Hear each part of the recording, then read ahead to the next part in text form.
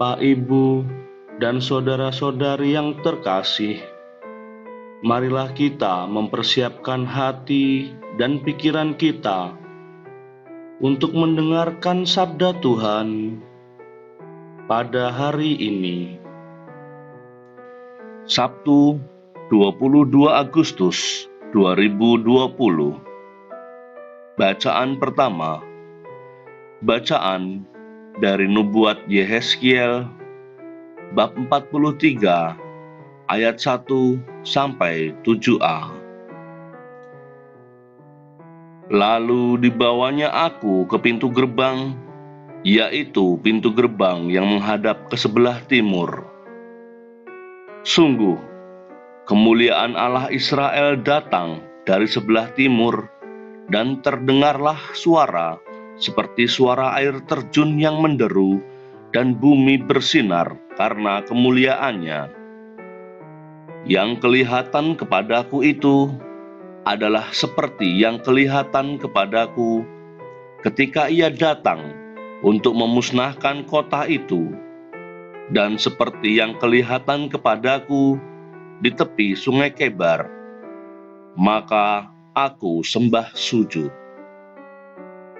Sedang kemuliaan Tuhan masuk di dalam bait suci melalui pintu gerbang yang menghadap ke sebelah timur. Roh itu mengangkat aku dan membawa aku ke pelataran dalam. Sungguh, bait suci itu penuh kemuliaan Tuhan. Lalu aku mendengar Dia berfirman kepadaku dari dalam bait suci itu. Orang yang mengukur bait suci itu berdiri di sampingku, dan ia berfirman kepadaku, "Hai anak manusia, inilah tempat tahtaku, dan inilah tempat tapak kakiku.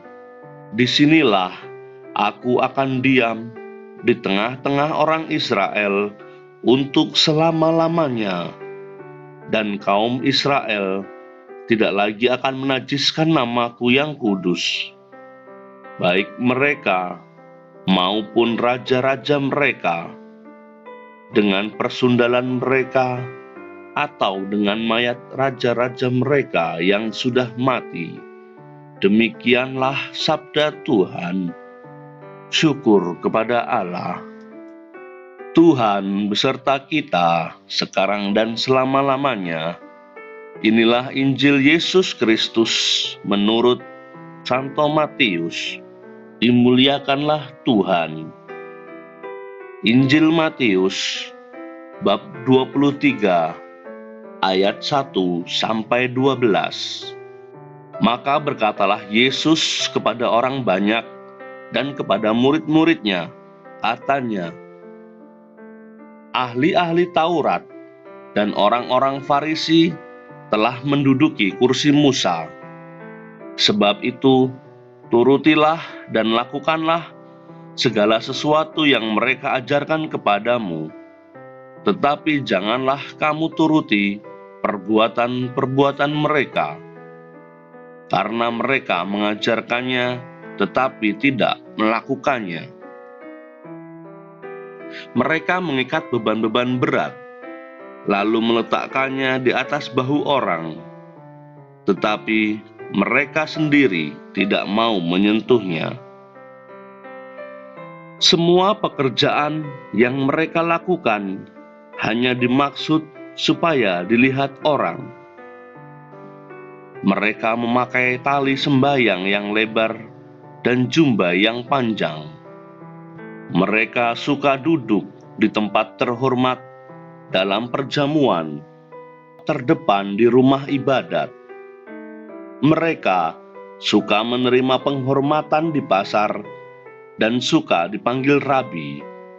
Tetapi kamu, janganlah kamu disebut rabi, karena hanya satu rabimu, dan kamu semua adalah saudara.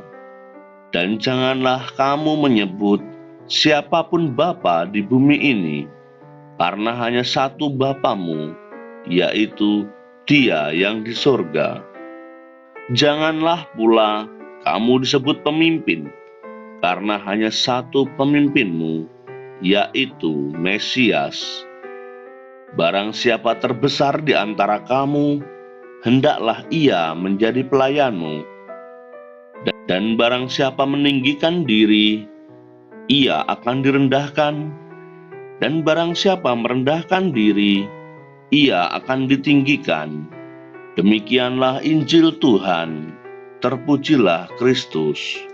Bapak, Ibu, dan saudara-saudari yang terkasih, kita sering mendengar nasihat, bertobatlah, ubahlah tingkah lakumu, janganlah berbuat jahat lagi, janganlah berdosa lagi, dan nasihat-nasihat yang serupa. Namun kita akui bahwa mengubah perilaku itu tidak mudah. Perlu waktu yang panjang dan proses yang berat. Ini adalah masa proses untuk bertobat, saat-saat untuk memperbaiki diri. Nasihat Nabi Yesaya sangat bagus. Basuhlah, bersihkanlah dirimu, jauhkanlah perbuatan-perbuatanmu yang jahat dari depan mataku. Mengapa Yesaya berkata begitu? Karena Tuhan tidak bisa ditipu. Tuhan melihat hati. Kita bisa berbuat seolah-olah baik, tetapi kalau hati kita jahat, Tuhan tetap tahu. Kita berbuat seolah-olah suci, bersih, tak bercela, adil, dan sabar. Namun nyatanya, kita masih korupsi, kita masih tidak adil, kita masih memiliki amarah, memiliki kebencian dan rasa permusuhan, memiliki iri dan dengki. Cinta kepada Tuhan tidak kita wujudkan dalam cinta kepada sesama. Kita mudah sekali melihat kelemahan dan kesalahan orang lain. Kita selalu mudah melihat kelemahan dan kesalahan orang lain. Namun kita sangat sulit melihat kelemahan kita dan kesalahan kita sendiri. Kalau kita yang berbuat salah, terkadang kita hanya berkata, pada hari ini, Yesus menegur kita supaya kita jangan menjadi orang yang munafik. Marilah kita bertobat dan mengikuti nasihat-Nya. Berhentilah berbuat jahat, belajarlah berbuat baik. Marilah kita mengakui dosa kita. Sebab bila kita mengakui dosa kita, Tuhan pun mengampuni dosa kita. Ya Tuhan yang Maha Rahim, sadarkanlah kami umat-Mu untuk berhenti dari berbuat jahat dan berbuat dosa, dan supaya kami bisa terus belajar berbuat baik, serta memiliki kesadaran untuk mengakui segala dosa kami. Amin.